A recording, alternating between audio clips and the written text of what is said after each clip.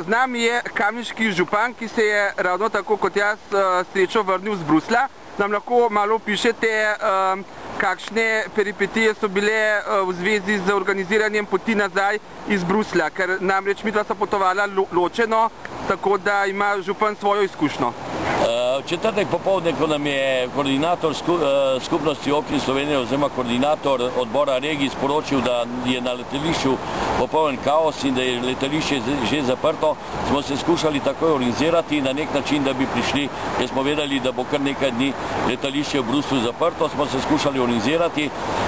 Skušali smo prek veleposlaništva za zunanje zadeve, po dobri uri smo vendarle dobili kontakt v Bruslu, veleposlaništvo, potem se eno uro ni nihče spet odzval, iskali smo nove številke.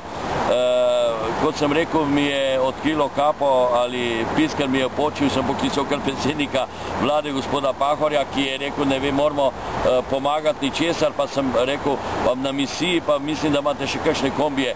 No, na misiji imajo en avto, so ga ponudili, ampak je pokvarjen. No, potem se je vpletla v to zgodbo tudi gospa veleposlanica, gospa Pipanova, konzulka je skušala najti tam okoli 8:30 rentakar, povedal sem mi, da nima smisla, ki uspeha ne bo, ker smo mi že od popoldneva iskali rentakar.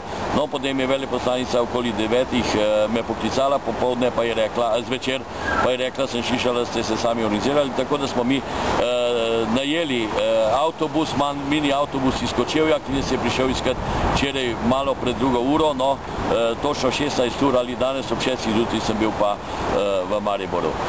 Z vami so potovali tudi nekateri člani slovenske delegacije, a nekaj ste bili v Bruslju skupaj? Z nami